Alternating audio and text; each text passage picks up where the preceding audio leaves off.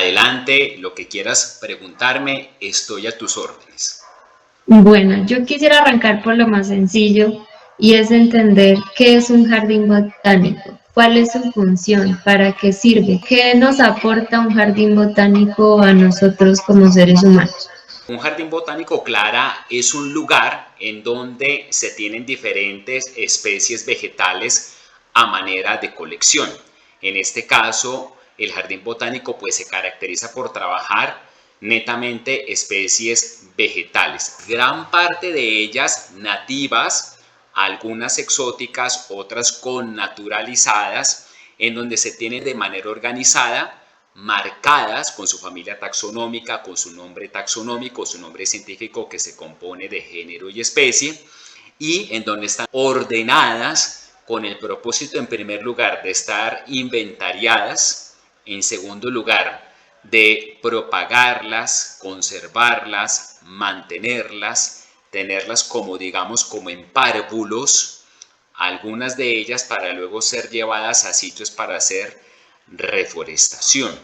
Y en este caso todo ese trabajo que se hace de mantenimiento, colección, separación, clasificación, es con fines de conservación.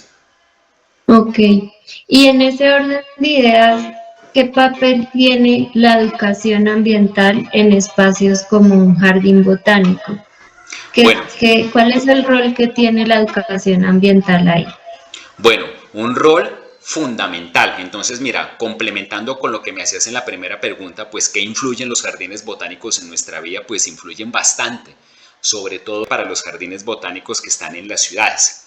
Entonces, mira, en este caso, el rol que cumplen en la parte educativa es precisamente que influyen sobre nosotros como sociedad, que allí son lugares en donde no solamente se tienen plantas coleccionadas para que la gente vaya y las mire, sino que también conozcan de ellas, conozcan qué son nuestras plantas nativas, la gente sepa qué es una planta nativa, qué es una planta exótica, y partiendo de eso, de saber que, digamos, pues que en estos sitios hay esos dos tipos de plantas, la gente comience a aprender el valor que ellas tienen, lo que influye de manera primordial en nuestra vida diaria, conocer el papel que estos ejemplares vegetales tienen en el comportamiento del clima, de dónde provienen los alimentos, cómo se genera el agua en un bosque, y ahí es donde, digamos, se abre ese gran campo del conocimiento, del saber, por el cual pues las personas se interesan, y ahí es donde el jardín botánico pues abre sus puertas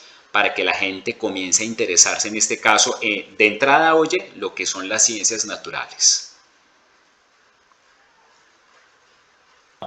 Ok, y tú ahorita mencionabas algo que quisiera detenerme un poco más y es, primero en tu opinión, entender qué tan conscientes somos hoy las personas frente a estos temas. Hay como, yo siento a veces que la lectura es muy dividida, hay quienes dicen que falta mucha conciencia ambiental, hay otros que dicen no, vamos por buen camino. Desde tu experiencia y lo que has vivido, ¿cómo ves que también estamos en conciencia ambiental nosotros como seres humanos y ciudadanos? Pues pienso que muy mal, oye, vamos muy mal. Primero, pues porque este tema siempre yo he visto que se ha tomado como esa parte bonita, como la parte romántica de sembrar los árboles, que tan bonitos los jardines botánicos, que tan especial que es los planes de reforestación, la restauración ecológica, pero hasta ahí, oye, en general llegamos. El problema es que mientras yo tenga todo en mi casa, mientras yo tenga todo en mi apartamento, no me falte el agua, no me falte la luz, no me falte el gas natural, no me falte el alimento, pues yo estoy bien. Y ya el resto, pues mirar a ver qué hace y cómo se defiende en los campos, en otras ciudades, en regiones donde las cosas son más difíciles.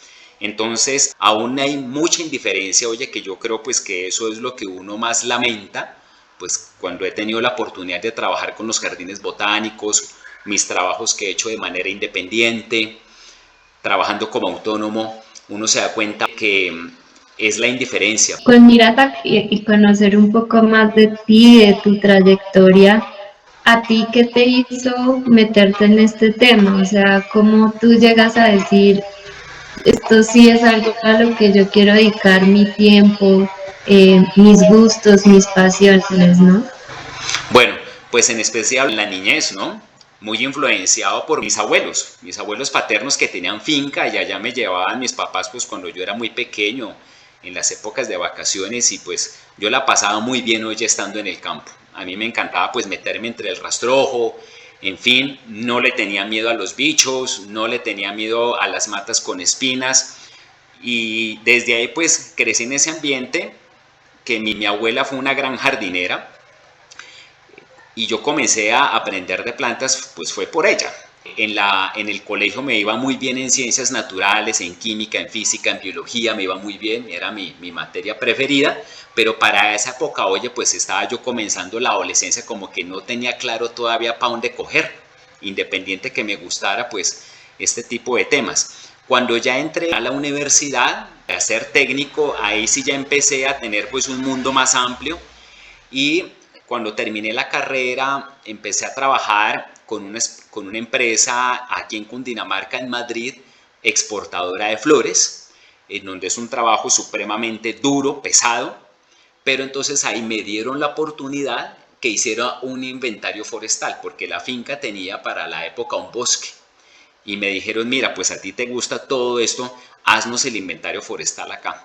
Y lo hice, fue un trabajo que me gustó muchísimo, me encantó, me di el lujo de renunciar y me presenté ante Parques Nacionales Naturales de Colombia como guardaparque voluntario. Y me remitieron para el Cauca a hacer mi voluntariado en el Parque Nacional Natural Munchique y luego en el Parque Nacional Natural Puracé. Allí estuve unos meses como voluntario y bueno, creo que hice un buen trabajo, creo, y me ofrecieron un contrato y bueno, lo acepté y estuve trabajando un año con el Parque Nacional Natural Munchique, un sitio muy lindo, pero una zona supremamente compleja, el departamento del Cauca, pero entre más complejo oye uno más aprende. Y de ahí para adelante, pues ya fue cuando me organicé como independiente con mi negocio de reforestación, de paisajismo, de jardinería y luego ya pues tuve la oportunidad de hacer contratos que ya tienen que ver más con la parte forestal, con el Jardín Botánico de Bogotá y recientemente con el Jardín Botánico del Quindío. Ok, y bueno, en este recorrido que has hecho, muy interesante, yo creo que entiendo por qué no has cambiado de norte y te mantienes ahí. Quería preguntarte si hay algún caso puntual, algunos casos específicos, ya sea de jardines botánicos o no, que de verdad valga la pena compartir aquí, que tú digas esto definitivamente la gente lo tiene que conocer. Y que pues hoy no todos hemos tenido la oportunidad de visitar tantos lugares como tú y que tú digas esto definitivamente es un imperdible a la hora de involucrarse más en temas ambientales. Pues oye, en realidad pues son muchos sitios inolvidables. El Jardín Botánico del Quindío me pareció genial, fantástico, muy lindo. Digamos que está estructurado de una manera muy natural, que es como si uno se adentrara en un bosque.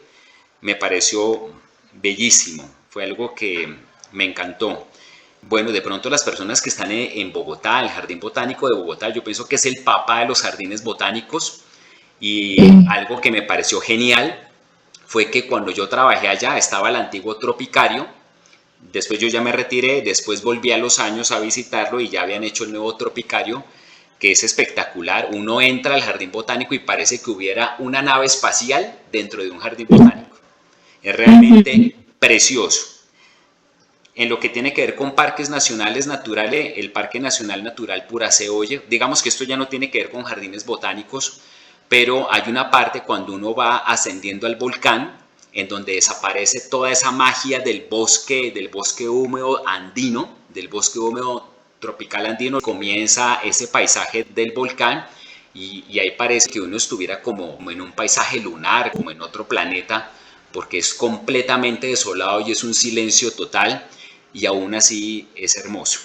Por ejemplo, el Jardín Botánico de la Fundación del Minuto de Dios. Es un jardín botánico muy bonito, ya está avalado por el Instituto de Humboldt y es un jardín botánico grande, tienen museos dentro del jardín botánico, muy bien conservado. Las orquídeas que tienen, oye, no las he visto pues en los otros jardines botánicos que he conocido, por lo menos en este que te comento, del Sabio Mutes, que es de la Corporación Minuto de Dios, hasta ahora, oye, no he visto una colección de orquídeas y de bromelias tan grande, tan surtida como en ese jardín botánico, que a propósito es un jardín botánico que tiene piscina. ¿Qué? Tiene piscina. Buenísimo. Tiene piscina. Qué Bueno, hay bueno. tantas cosas en donde uno aprende de cultura visitando un jardín botánico. Muy chévere. Tú ahorita mencionabas en la importancia que tiene la educación ambiental, pues romper también ciertos mitos en la forma en cómo se enseña estos temas. Y yo quería preguntarte también en este recorrido y experiencia que tú tienes, como esas lecciones aprendidas de definitivamente hacia este tipo de educación ambiental no deberíamos seguir insistiendo y en cambio en esto sí concentrarnos. Te pongo un ejemplo muy común y es pues el tema de sembrar árboles. Eso a la final debería seguir siendo así o hacia dónde deberíamos llevar la educación ambiental en verdad para que esto funcione. Bueno, bien, muy importante. Mira, pienso que ya se sabe que es una urgencia que se deben sembrar árboles, porque vamos para el abismo.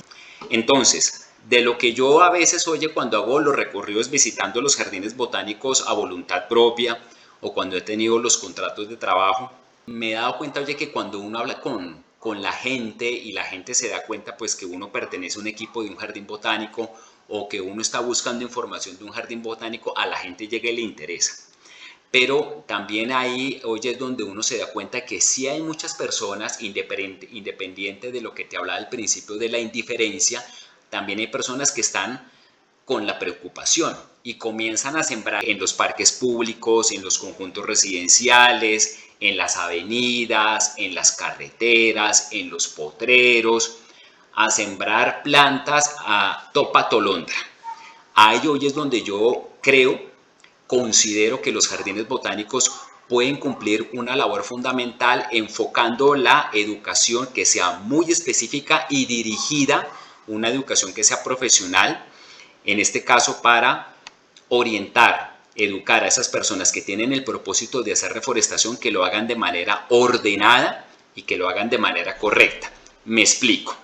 Por ejemplo, mira, cuando a veces alguna asesoría de reforestación en algún municipio, ya sea acá en Cundinamarca, en el Valle, que he tenido la oportunidad, en el Tolima, uno se da cuenta que la gente pues está haciendo estas cosas de manera desordenada y pienso que un papel fundamental que puede jugar un organismo es, por ejemplo, una junta de acción comunal.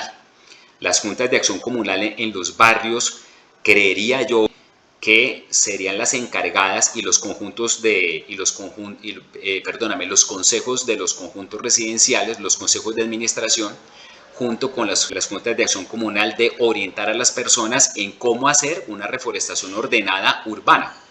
Ahí es donde yo pienso, oye, que este tipo de organismos deben contactar al jardín botánico de su ciudad o del municipio más cercano y decirle, mire, queremos aquí en el barrio hacer una reforestación. Ahí es donde yo pienso, oye, ya puntualizando, especificando lo que tú me dices de cómo orientar esta nueva educación por parte de los jardines botánicos, es que estos le digan a las juntas de acción comunal, a los consejos de administración, cómo orientar o brindar ayuda de un profesional que parta del jardín botánico para capacitar a las personas en los barrios, en los conjuntos, en las comunidades, en las veredas, en fin, en las barriadas, en las localidades, cómo hacer una reforestación ordenada en donde, en primer lugar, no se siembren especies equivocadas. En segundo lugar, se siembren las especies en sitios que deben ser los correctos. Y en tercer lugar, sembrar en las épocas correctas.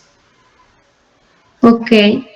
En ese orden de ideas también me parece importante que hablemos de las generaciones, porque creo que también es un tema muy común alrededor de la educación ambiental. Me he encontrado como, por ejemplo, ideas que el adulto mayor ya pues es difícil que cambie su forma de pensar, que hay unos retos, se habla mucho del potencial de los niños, de los jóvenes, Pero, por ejemplo, cuando hablamos de casos en municipios como es el caso de Tabio, pues también la comunidad lo que nos ha expresado es que los jóvenes tienden a irse a la ciudad. Entonces, hay como un tema generacional complejo de manejar en cómo transferir todo este conocimiento sabiendo los retos generacionales que tiene como cada segmento de la sociedad. Y quería preguntarte por ahí, ¿qué has encontrado tú que nos sirva pues para entender muy bien cómo manejar esto? Mira, ¿qué es lo que yo me he encontrado? Que a veces se le da, y no es que sea malo, ni más faltaba, por supuesto, y creo que es algo fundamental, se le da mucha prelación a los jóvenes. Entonces, ¿qué me he encontrado yo? Que cuando yo estoy visitando municipios, que hay muchas personas adultas mayores que están interesadas en estos temas. Y es gente, oye, que es muy competente, personas que tienen más de 60, 65, 70 años y están con vitalidad, tienen tiempo, algunos son pensionados, otros no, pero tienen el interés, tienen el tiempo, se quieren sentir útiles y saben que uno está por ahí haciendo estos trabajos, que uno está visitando, en fin, y se acercan a uno y le dicen, yo quiero ayudar, yo quiero colaborar. Cuando se le da prelación a los muchachos, dejan relegados incluso al adulto maduro y más aún al adulto mayor. Pensaría que ahí es donde viene el propósito de que, en este caso yo creería que no es tanto de los jardines botánicos, pensaría que en este caso serían las alcaldías municipales.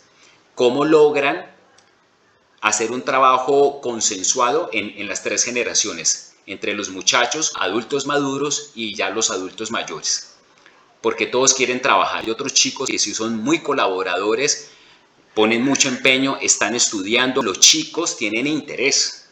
Entonces a ello pienso, oye, que ese trabajo lo deben hacer, no sé qué, en este caso dependencia, que no sé si la haya en todas las alcaldías municipales de Colombia, que en este caso sería labor social, creo yo, en donde procure que este trabajo sea asociado con todas las personas.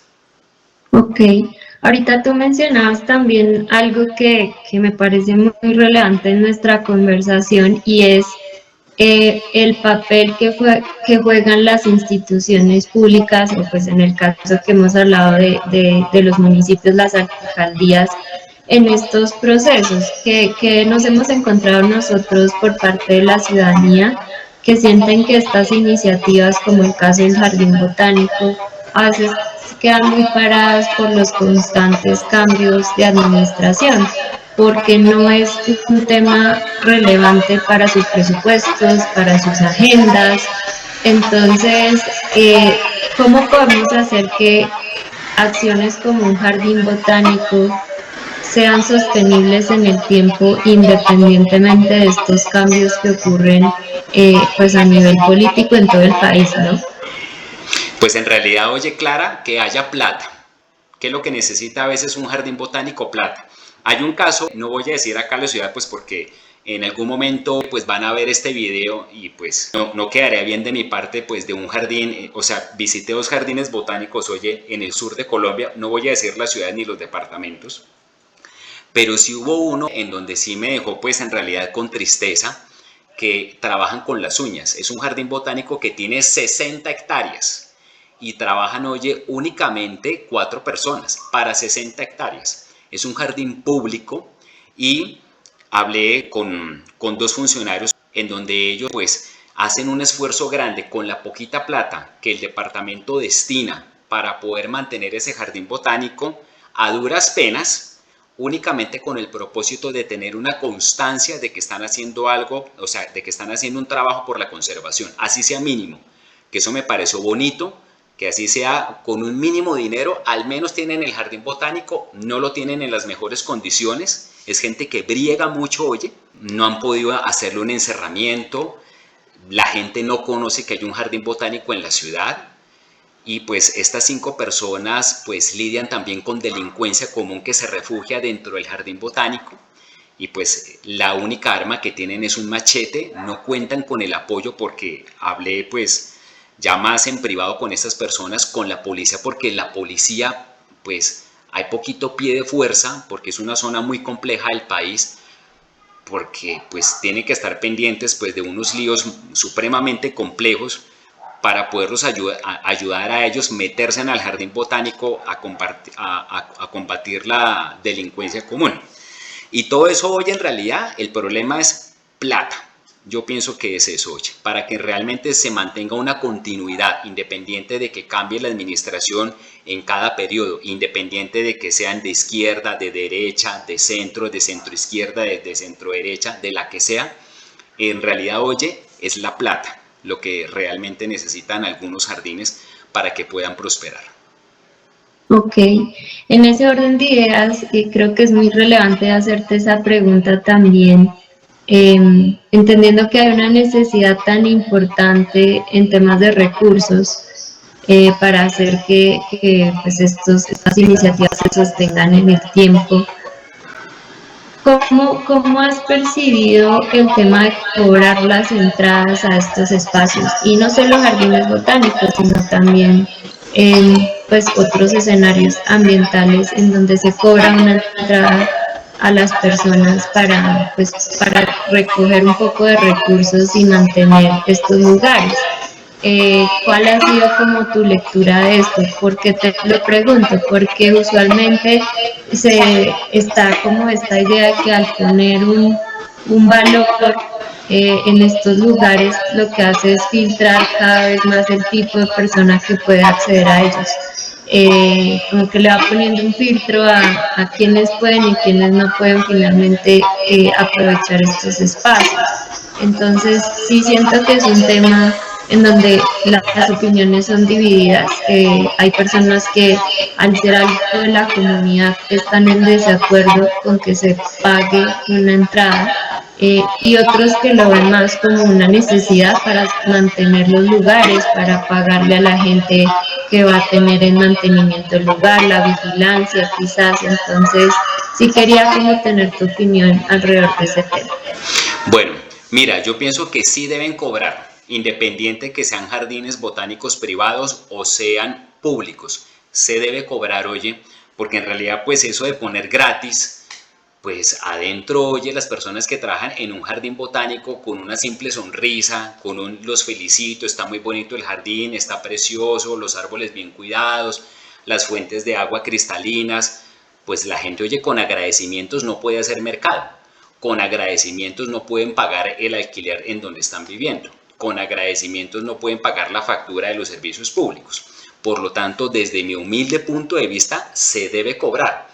Ahí lo que yo pienso hoy es que sí deben haber tarifas dependiendo pues del grupo, digamos en este caso, de personas. Obviamente pues cobrar más económico para niños, de pronto sí tener unas tarifas preferenciales para personas de la tercera edad, que de pronto tengan convenios con empresas en donde la tarifa se cobre, pero bueno, más barato, pero se cobre.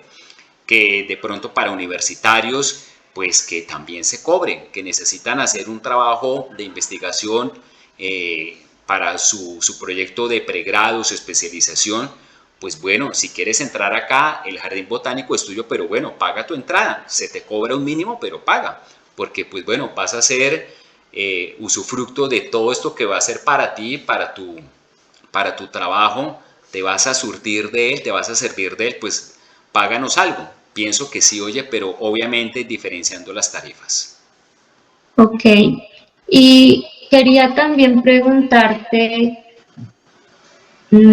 a ver si la logro formular porque a veces me enredo yo también en este tema, pero un poco como el rol de la academia, es decir, a veces uno asocia a la academia como el responsable de lo más técnico, ¿no? De decirnos qué tipo de especies deberían ir acá, de hacer un ejercicio muy cuidadoso de qué es lo que, en dónde deberían estar nuestros esfuerzos, en qué tipo de, digamos, de actividad deberíamos enfocarnos. Tú ahorita mencionabas, en algunos el enfoque son las orquídeas, en otros pueden ser palmas, no sé, como esas diferenciaciones.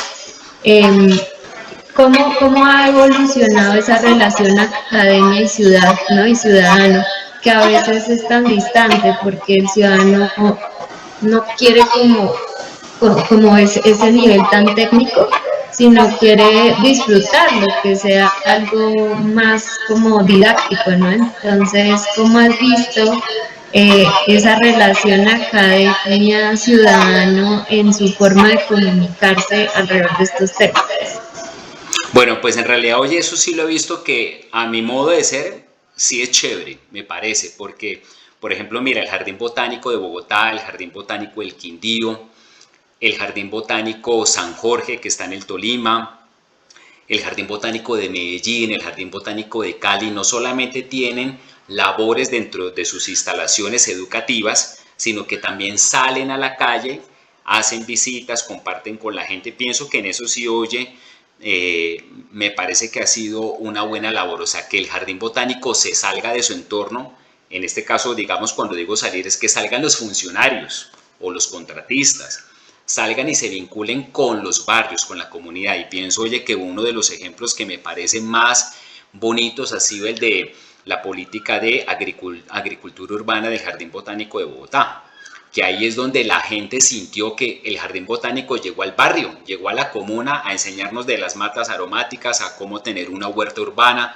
a cómo yo llegar y explicándome en términos sencillos cómo puedo yo sembrar en la terraza, en mi patio y en mi casa, en barrios que son alejados de la ciudad, alimentos para yo tener para mi sustento. Eso sí me parece, oye, que es chévere y pienso pues que en eso, oye, pues de lo que conozco el Jardín Botánico, pienso que ha llevado la batuta en eso, el Jardín Botánico de Bogotá, y que lo han replicado los otros jardines. Hay otros jardines que pronto no salen tanto, obviamente no tienen todo el poder, no tienen todo el músculo financiero como lo tiene el papá, el Jardín Botánico José Celestino Mutis, pero tienen esas iniciativas.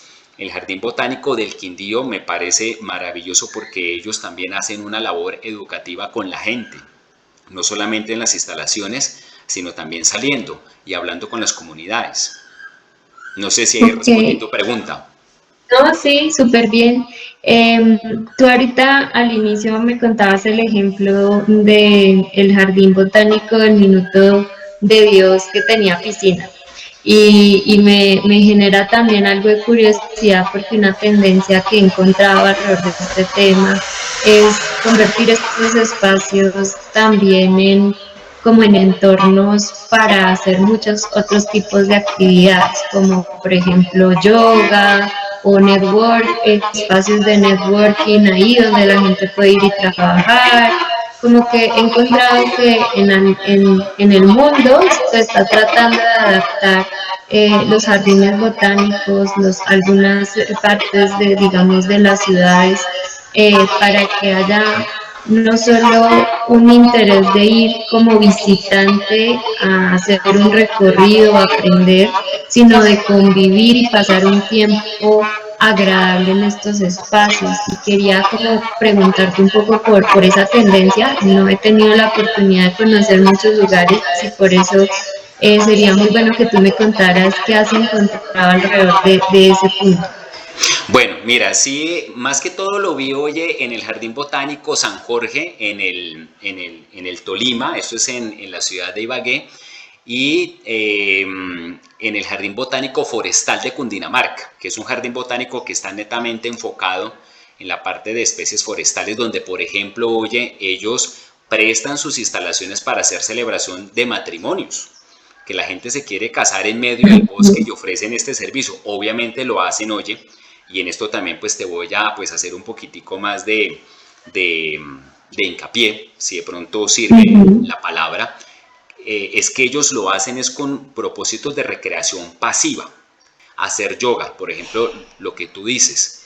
Creo que hacen yoga en el Jardín Botánico Forestal y en el Jardín Botánico San Jorge. Entrar al Jardín Botánico a leer. Quiero entrar a leer, no quiero ponerme a hacer el recorrido, a leerme todas las carátulas de los árboles, a mirar las colecciones. No, quiero entrar, botarme en el prado y ponerme a leer, a hacer actividades de contemplación, a charlar con una amistad, tomar fotografías. Entonces, donde sí veo que algunas personas tienen esa iniciativa de que en un jardín botánico encuentran paz para hacer este tipo de actividades. Ok, buenísimo.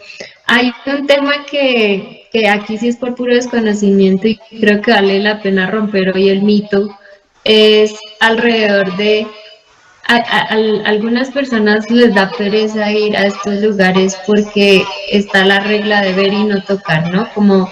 Como usted solo puede ir y mirar, leer la información, de pronto ir al tour guiado, pero me he encontrado también con que hay un interés de si yo voy a estos espacios, quiero interactuar, quiero untarme, quiero coger tierra, quiero saber cómo puedo sembrar una planta, de pronto el tema de las aromáticas, volverme experto en algo que pueda replicar en mi casa.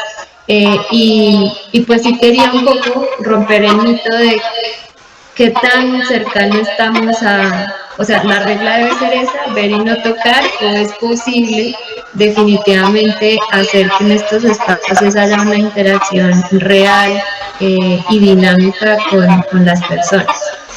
Bueno, claro, oye, sí, es posible, es posible. Y ahí yo pienso que en donde la comunidad puede interactuar con las plantas, en donde uno llegar y tocarlas, olerlas, sentir la textura, yo pienso es cuando la gente aprovecha los talleres que plantean los jardines botánicos, los cursos, los seminarios, los diplomados. Por ejemplo, el jardín botánico para este mes, o creo que es para el entrante, con la Unidad de Servicios Públicos de Bogotá.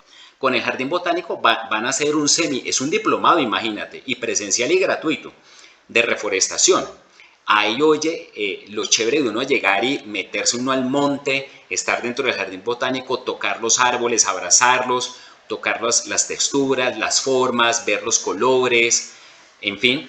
Eso, oye, yo pienso que sí se puede hacer, o sea, romper esa barrera de mirar y no tocar, pero siempre y cuando la gente aproveche los seminarios, los talleres que los jardines botánicos hacen en convocatorias. De lo contrario, pienso que no. Si la persona va a ir únicamente a hacer la visita básica, pienso que nosotros por naturaleza somos destructores. Entonces venga y roba un piecito. Ay, mire la flor tan bonita, venga y la arranco. Eso no se debe hacer en un jardín botánico, porque primero, oye, pues uno viene de la calle, en la calle pues obviamente hay plantas enfermas porque en el ambiente, en el aire circulan enfermedades, virus, hongos y bacterias.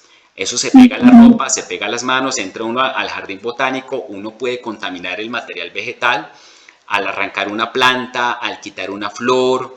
Ahí entonces se pueden presentar para un jardín problemas fitosanitarios. Entonces sí pienso que sí se debe mantener esa regla a rajatabla, de que si es una visita básica, mirar y no tocar, disfruta la vista, disfruta los olores, disfruta tomando fotografías, haciendo unos videos, preguntando al guía, pero si ya oye tocar, interactuar, mirar una palma, en fin, ya eso sí es con los talleres y los seminarios.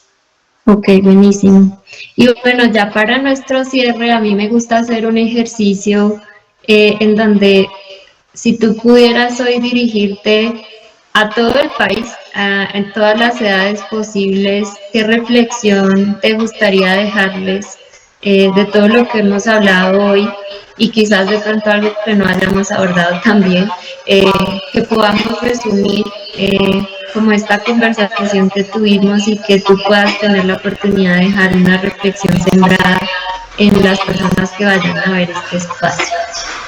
Las oportunidades que con un jardín botánico se pueden dar, en este caso para las regiones apartadas de Colombia, el hacer viveros en zonas donde no hay jardines botánicos, en donde tampoco hay parques nacionales naturales, no hay zonas de reserva naturales protegidas por el Estado, pero que son zonas, oye, que son vitales, que son importantes para la conservación porque tienen una gran cantidad de biodiversidad. Ahí yo pienso, oye, que es una oportunidad para los jardines botánicos llegar a esas zonas tan apartadas, educar a las comunidades en decirles, armemos un vivero, pongámonos a sembrar, a propagar especies forestales nativas o véndannoslas a nosotros los jardines botánicos o véndanlas a los parques nacionales naturales para poder hacer reforestación. ¿Por qué digo eso? Porque a veces un jardín botánico no da para propagar todo lo que se necesita para hacer un proyecto de reforestación. Entonces es una oportunidad.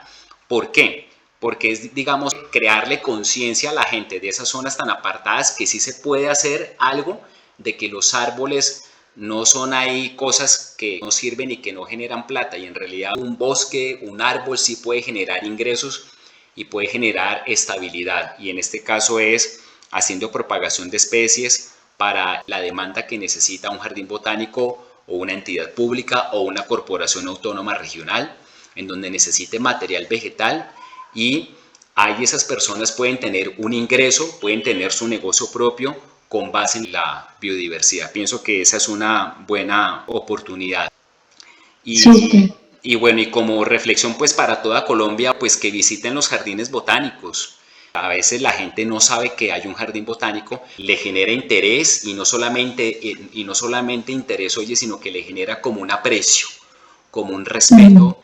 Entonces, eso sí me parece, oye, que es bonito de la gente que, independiente de que no lo conozcan, que no sepan, tienen, digamos, en su corazón que hay algo ahí que es positivo. Entonces, pienso, oye, que es incentivar a que la gente vaya a los jardines botánicos, aprovechen los cursos, aprovechen las capacitaciones, que generalmente, oye, eso es gratuito, y conozcan de nuestras especies vegetales. Algo que me ha parecido fantástico que ha hecho el Jardín Botánico de Cali y el Jardín Botánico de Medellín, que ellos he visto, oye, que están incursionando en dar talleres, en dar seminarios, diplomados de animales. Y uno que me pareció que lo anunciaron, pero ese sí es presencial. Es una bióloga y va a ser un taller acerca de las especies animales que la gente les tiene miedo y que son despreciadas. En este caso va a ser un taller acerca de las tarántulas y las serpientes. Y por qué son despreciadas, por qué la gente les tiene miedo, pero al mismo tiempo, por qué son tan vitales estas especies de arañas, de serpientes, para la conservación de los bosques. Haber hablado hoy contigo, Andrés, nos permitió abarcar todo. Arrancamos desde lo más general, que era el concepto, y nos fuimos deteniendo. Hablamos de lo administrativo, luego de educación, el tema ciudadano, la conciencia ciudadana, la academia. Creo que cubrimos muchos temas hoy, y pues siempre no está de más volverte a agradecer por permitirme tener este espacio, que sin duda seguramente quienes lo vean, pero también en mi caso personal para mi proyecto de grado, es de muchísima utilidad. Entonces no me queda más que agradecerte, y espero que cuando logre terminar este trabajo lo pueda compartir contigo, para que veas cómo estas conversaciones también influyen en la forma en que se hacen estos trabajos y estos análisis desde un área tan novedosa como lo es la innovación, ¿no? Te deseo éxitos, oye, porque en realidad pues Gracias. es un tema muy bonito. Así es, me ha encantado, he aprendido mucho, y bueno, espero, ya ahí tengo tu contacto, seguir aprendiendo mucho a través de tu material, de tu contenido y de tus redes sociales, que fue por donde te encontré. Bueno, oye, siquiera. Sí, muchas gracias, te deseo un feliz día. Igualmente, y bueno, cualquier cosa, pues podemos estar en contacto. Cuídate mucho Claro, y muchos éxitos. igual, feliz tarde. Gracias. Chao. Chao.